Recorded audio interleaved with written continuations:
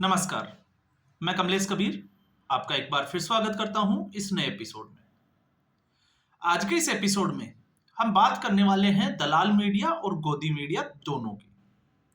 दलाल media left liberal lobby जो है, जो कांग्रेस समर्थित जो पत्रकार है, उनको बोला जाता है, आपको पता ही होगा। और जो भारतीय जनता पार्टी समर्थित या हम कहें कि जो राष्ट्रवादी पत्रकारों का एक ग्रुप है, उसको गोदी मीडिया कहा जाता है। हालांकि अगर इसमें किसी का मुझे चुनाव करना है तो मैं चुनाव करता हूं राष्ट्रवादी पत्रकारों का।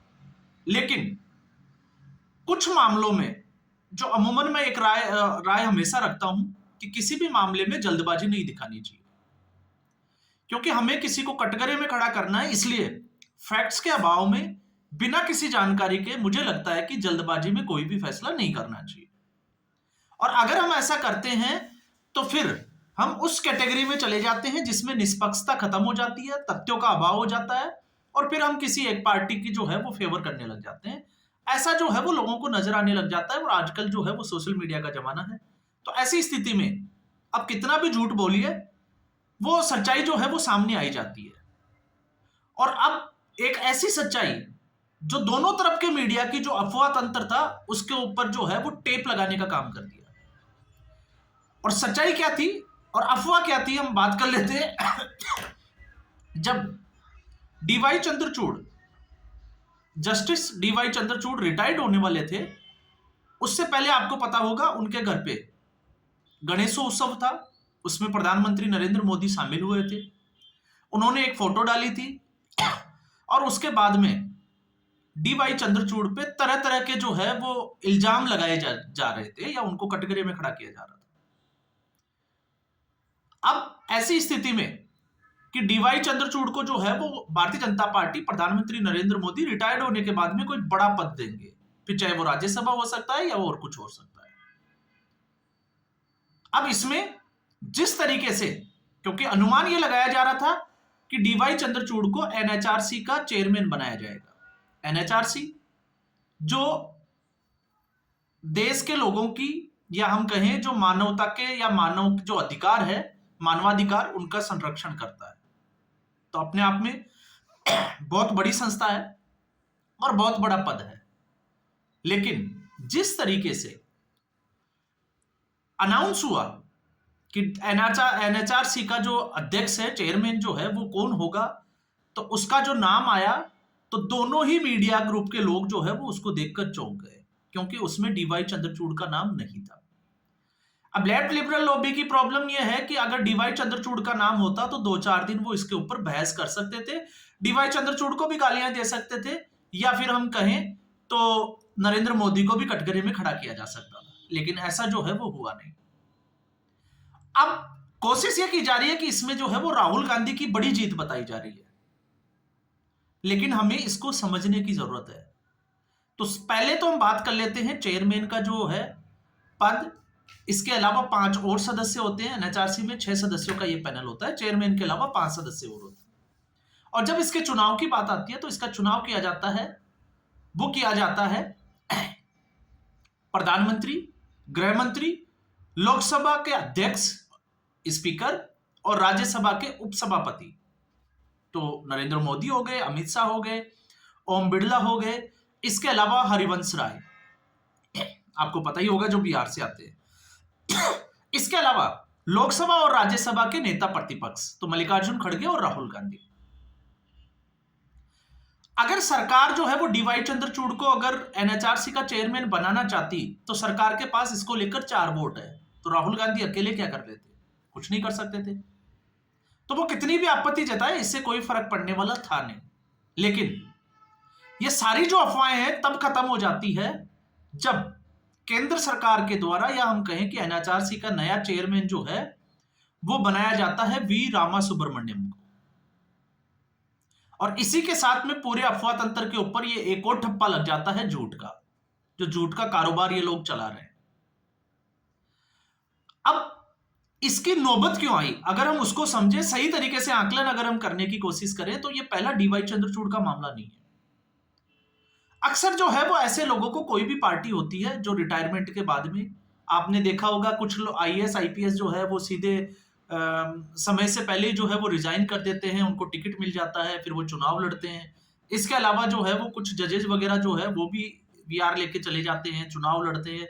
तो ऐसे बहुत सारे जो है वो इस देश में इतिहास भरा पड़ा है, और जजों का किस तरीके से इस्तेमाल किया जाता है उसका भी जो है वो इतिहास भरा पड़ा है। और इस वीडियो में हम इसके बारे में जो है वो कुछ खुलासे भी करेंगे, लेकिन हम करेंगे फैक्ट्स के साथ।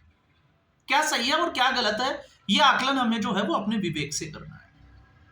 तो ऐसी स्थिति में इससे पहले आपको पता होगा रंजन गोगोई, तो रंजन गोगोई जब चीफ जस्टिस सीजेआई थे तो उन्होंने बड़े महत्वपूर्ण फैसले दिए थे, चाहे वो सबरीमाला से जुड़ा हुआ हो, चाहे वो आपको पता होगा आसाम के एनआरसी से जुड़ा हुआ हो, इसके अलावा सीबीआई का जुड़ा हुआ हो, राफेल का जुड़ा हुआ हो, और राफेल से भी बड़ा मुद्दा जो है वो अयोध्या मामले का मुद्दा। और जब वो रिटायरमेंट गए तो उसके रिटायरमेंट के बाद में भारतीय जनता पार्टी ने उनको राज्यसभा में भेज दिया, और उसको लेकर भी जो है वो विपक्ष में एक आग लग गई थी, खलबली मच गई थी दलाल मीडिया में कि ये ऐसा क्यों, नरेंद्र मोदी की सांठगांठ तो नहीं है। तो अगर जब नरेंद्र मोदी डी.वाई. चंद्रचूड़ के गणेशोत्सव में चले जाते हैं तो इससे पहले प्रधानमंत्री मनमोहन सिंह की मुलाकात होती है, आपको पता होगा, चीफ जस्टिस अय्यर के साथ में। तो फिर वो क्या था, उसके ऊपर सबको जो है वो सामसूम जाता है। अब जब बात ये आती है कि राज्यसभा में जो है वो सदस्य, तो इसका मेन जो है वो ये होता है कि उस आदमी की जो प्रभावशाली जो, या जिसको हम कहें कि जो जानकारी है, नॉलेज है, उसको देश हित के लिए किस तरीके से काम में लिया जाए। अब इसको अलग अलग तरीके से जोड़ा भी जा सकता है। अब जोड़ा क्यों जाता है, जब इसको किसी अपने निजी हित के लिए काम में लिया जाए। तो पहले तो आप ये देखिए कि डी.वाई. चंद्रचूड़ के फैसले कौन थे। इंपॉर्टेंट फैसलों की बात करें तो इंपॉर्टेंट में क्या था, समलैंगिकता, उसको जो है वो कानून बनाया, निजता का अधिकार उसके ऊपर, और सबरीमाला के सबसे बड़ा फैसला जो था वो मंदिर में महिलाओं का प्रवेश। ये कुछ महत्वपूर्ण फैसले। लेकिन इससे ज्यादा डी.वाई. चंद्रचूड़ ने तो भारतीय जनता पार्टी की जो सरकार है, केंद्र सरकार, उसको कटघरे में भी खड़ा किया है। कुछ एक को छोड़ के, चाहे वो धारा 370 हो, आप चुनावी बॉन्ड का खेल देख लीजिए, चुनावी बॉन्ड में किस तरीके से केंद्र सरकार को फटकार पड़ी। इसके अलावा किसानों का जो धरना था, प्रदर्शन, उसमें जो है वो किस तरीके से केंद्र सरकार को कटघरे में खड़ा किया। तो एक नहीं, आपको बहुत सारे फैसले मिल जाएंगे जो केंद्र सरकार के खिलाफ थे। तो क्या नरेंद्र मोदी जो है वो लास्ट मोमेंट में गणेशोत्सव में जब उनका रिटायरमेंट होने वाला है, तो फिर उनकी मुलाकात के मायने क्या है, ये थोड़ा सा जो है वो हम लोगों को विवेक से आकलन करना चाहिए। जल्दबाजी में मुझे लगता है कि भावनाओं में नहीं बहना चाहिए।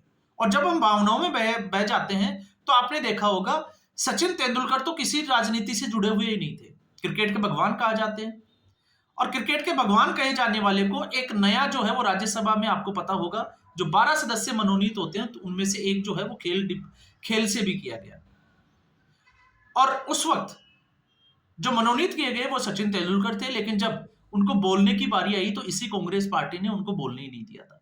तो वो तो किसी राजनीति से जुड़े हुए नहीं थे। लेकिन जब ये लोग ये कहते हैं तो ये भूल जाते हैं कि इससे पहले इंदिरा गांधी और जवाहरलाल नेहरू ने क्या किया, हमें उस इतिहास को भी देखना चाहिए। या फिर हम कहें कि राजीव गांधी ने क्या किया। तो अगर आप इतिहास को देखोगे तो इतिहास में आपको मिलेगा, और वो मिलेगा जस्टिस इस्लाम बहरून, पहला नाम जो है वो सबसे बड़ा नाम जो मिलेगा, जो आईएनसी के सदस्य थे, उनको इस्तीफा दिलाकर जो है वो आसाम भेजा गया। आसाम हाईकोर्ट के वो चीफ जस्टिस बने। उसके बाद में उनको जो है वो अचानक से सुप्रीम कोर्ट भेज दिया गया। और सुप्रीम कोर्ट क्यों भेजा गया? सुप्रीम कोर्ट इसलिए भेजा गया क्योंकि उस वक्त इंदिरा गांधी के, या हम कहें कि कांग्रेस पार्टी के एक बड़े नेता, मुख्यमंत्री Jagannath Mishra, cooperative bank society में जो घोटाला हुआ था, उसमें उनकी जो है वो उनके खिलाफ सुनवाई चल रही थी। और इस सुनवाई के लिए सुप्रीम कोर्ट का इनको जज बनाया गया। इन्होंने जो है वो उसको, जगन्नाथ मिश्र को क्लीन चिट दी इस मामले में। और जब इन्होंने क्लीन चिट देते ही जो है इनसे वापस जो है वो सुप्रीम कोर्ट के उस पद से, चीफ जस्टिस के पद से इस्तीफा दिलवाया, और फिर तुरंत कांग्रेस पार्टी ने वापस इनको राज्यसभा भेज दिया। तो जहां से आए, अचानक से जो है वो इस्तीफा दिलाकर कोर्ट का जज बनाया गया। फिर एक इस फैसले पर जो है वो उनका फैसला आता है, और फिर उसके बाद में वापस राज्यसभा आ जाता है। तो अब आप इसको क्या कहोगे? ये कौन सा जो है वो अच्छा काम था इसका? और फिर जब ये लोग ये कहते हैं कि नहीं, तो इससे ज्यादा हम, और अगर हम बात करें तो हम बात कर लेते हैं जस्टिस रंगनाथ मिश्र।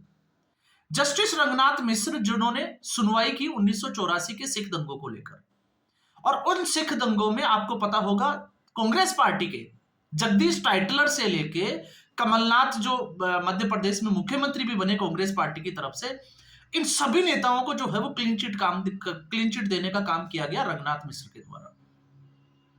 और फिर उनको जो है वो रिटायरमेंट आते ही जो है वो कांग्रेस पार्टी ने उनको भी राज्यसभा में भेज दिया। तो फिर ये क्या था? तो ये यहां से समझ में आता है कि पार्टियां, राजनीतिक पार्टियां अपने प्रभाव का, या केंद्र सरकार जो है वो अपने प्रभाव का इस्तेमाल किस तरीके से करती है। और ये एक नहीं है, आपको बहुत सारे उदाहरण मिल जाएंगे। और इस उदाहरण में अगर आप और ज्यादा फैक्ट्स में जाओगे, जब आप इसकी डीप स्टडी करोगे, तो कुछ ऐसे आपको इतिहास के पन्ने भी मिल जाएंगे जिसमें आप देखिए कि जज ने केंद्र सरकार के खिलाफ फैसला दिया हो और फिर उसी सरकार ने उनको मंत्री भी बना दिया हो। तो ऐसा भी जो है वो देखने को मिला है। और ये बात मैं कर रहा हूं आजादी के बाद की, 1947 के बाद की।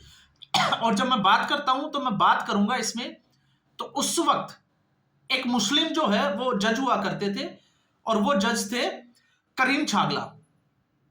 करीम छागला जो है वो बॉम्बे हाई कोर्ट के थे, क्योंकि उस वक्त मद्रास, बॉम्बे, ये 3-4 जो है वो कोर्ट हुआ करते थे। और उस वक्त सुप्रीम कोर्ट की व्यवस्था भी नहीं थी, क्योंकि सुप्रीम कोर्ट, तो आपको याद होना चाहिए कि संविधान जब लागू हो गया था उसके बाद में सुप्रीम कोर्ट अस्तित्व में आया था। तो उससे पहले सारे के सारे जो भी हाई कोर्ट थे उनके ऊपर जो सुप्रीम कोर्ट जिसको बोला जाता था वो था लंदन का प्रिवी काउंसिल, क्योंकि ब्रिटिश ईस्ट इंडिया कंपनी के अंडर में ये लोग आते थे। तो जब देश आजाद हुआ तो मोहम्मद करीम छागला को चीफ जस्टिस नियुक्त किया गया। फिर उसके बाद में सुप्रीम कोर्ट जो है वो अस्तित्व में आया।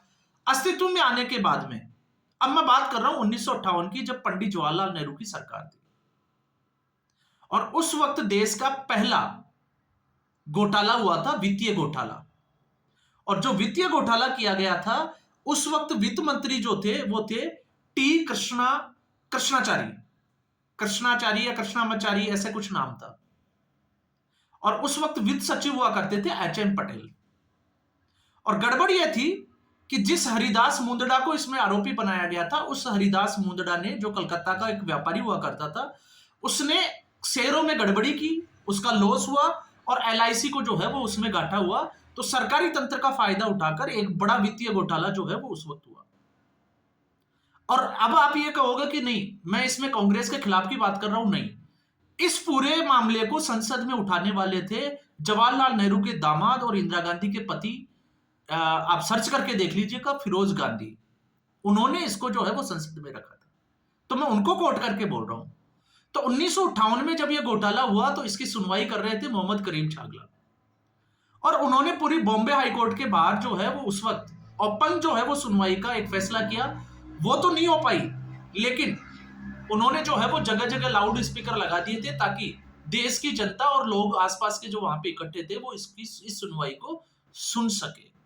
और उस सुनवाई में इसी करीम छागला ने 24 दिन तक सुनवाई हुई। इतनी फास्ट ट्रैक अदालत की तरह सुनवाई की, 24 दिन में केस निपटाया, और 24 दिन में इसने हरिदास मुंदड़ा को 2 साल की सजा दी। इसके साथ साथ वित्त सचिव एच.एम. पटेल और टी कृष्णामाचारी को जो है आरोपी बनाया, और उनके ऊपर मुकदमा चलाने की तैयारी जो है वो कर दी शुरू, फैसला दिया। और कुछ एलआईसी अफसरों के ऊपर भी मुकदमा चलाने का जो है वो फैसला दिया। तो ये अपने आप में जो है वो कांग्रेस पार्टी के खिलाफ एक बड़ा फैसला था। और उस वक्त जब जवाहरलाल नेहरू जो है वो प्रधानमंत्री, और इसके बाद में इनका सफर शुरू होता है, ये अंतरराष्ट्रीय कोर्ट के जज भी बन जाते हैं। और फिर उसके बाद में इनको जो है वो केंद्रीय मंत्री का ऑफर दिया जाता है, उसी जवाहरलाल नेहरू की कैबिनेट के द्वारा। और इसमें यह भी है, क्योंकि इनकी बुक है एक, रोजेस ऐसे कुछ नाम करके, उस बुक में ये जो है वो सारा मैं उसको कोट करते बता रहा हूं। इन्होंने सीधे तौर से कह दिया था कि अगर मैं मुस्लिम हूं, इसलिए आप मुझे अगर कांग्रेस पार्टी में केंद्रीय मंत्री के रूप में शामिल कर रहे हैं तो फिर मैं नहीं होऊंगा। अगर आप मेरे निष्पक्षता पे अगर मुझे शामिल कर रहे हैं तो मैं इसमें कांग्रेस पार्टी में शामिल होऊंगा। और उस वक्त कांग्रेस पार्टी के तमाम तरह के नेता जो है वो उसके खिलाफ थे, लेकिन जवाहरलाल नेहरू ने उनको केंद्रीय मंत्री में बनाया। तो इतिहास जो है वो भरा पड़ा है इतिहास इससे भी भरा पड़ा है कि किस तरीके से शाहबानो केस में जो है वो सुप्रीम कोर्ट के फैसले को केंद्र सरकार के द्वारा बदला गया। तो एक नहीं, बहुत सारे ऐसे फैसले जो है वो आपको जो है वो पन्नों में, इतिहास के में जो दर्ज हो चुके हैं, सर्च करने की जरूरत है। अगर आप दोनों तरीके के मीडिया के, चाहे कोई भी मीडिया की बात कर लो आप, अगर वो जल्दबाजी में आप उनको ये लगता है कि ये जो है वो मसाला खबर है और बहुत जल्दी उनको वीडियो बनाएंगे तो व्यूज आएंगे, तो हो सकता है वो जानकारी गलत भी हो सकती है। और मैं तो हमेशा कहता हूं हो सकता है मेरी जानकारी भी गलत हो। तो आपसे अनुरोध यही रहता है मेरा, हर वीडियो में मैं कहता हूं कि जो भी फैक्ट्स होते हैं आप गूगल सर्च करके देखिए, आपके सामने सारी हकीकत जो है वो आती चली जाएगी और आपको अंदाजा लग जाएगा कि इस देश में चल क्या रहा है। और ये वो लोग हैं जो इसके ऊपर जिसको कहते हैं कि अंगुली उठाते हैं, कपिल सिब्बल जैसे लोग। और ये भारत एक ऐसा पहला देश है जिसमें आतंकवादियों को ऐसे लोग जो है वो मुकदमे लड़ते हैं। धारा 370 जो एक ऐतिहासिक फैसला होता है उसके खिलाफ याचिका लेकर जाते हैं सुप्रीम कोर्ट में, उसी डीवाई चंद्रचूड़ के सामने। और आज वो जो है वो डीवाई चंद्रचूड़ को कटघरे में खड़ा करने की कोशिश करते हैं, जो तीस्ता सीतलवाड़ के लिए जमानत करवाने के लिए रात के 12 बजे भी सुप्रीम कोर्ट को खुलवा लेते थे। तो आप सोच के देखिए इन लोगों की नीयत क्या है। और अब जब आप एक चीज और देखिए, कोई भी चीफ जस्टिस हो या कोई हाईकोर्ट का जज हो, उसकी धर्म और उसकी आस्था उससे बड़ा कुछ हो सकता है? नहीं हो सकता। तो फिर शेखर यादव के खिलाफ जो है वो ये लोग सुप्रीम कोर्ट में किस तरीके से चले? उन्होंने भी तो अपने एक संस्कृति के लिए, अपने एक जो है वो एक जिसको कहते हैं कि अलग संस्था के कार्यक्रम में उन्होंने कहा कि देश जो है वो बहुसंख्यक की भावनाओं से चलता है, लेकिन फैसला तो गलत नहीं दिया। तो ये इस तरीके की जो है वो मुझे लगता है कि हम लोगों को कोशिश नहीं करनी चाहिए, सही जानकारी जो है वो लोगों के सामने रखनी चाहिए। तो आज के एपिसोड में बस इतना ही। उम्मीद करूंगा वीडियो एपिसोड आपको पसंद आया होगा। वीडियो को लाइक करें, शेयर करें, चैनल जरूर सब्सक्राइब करें। धन्यवाद।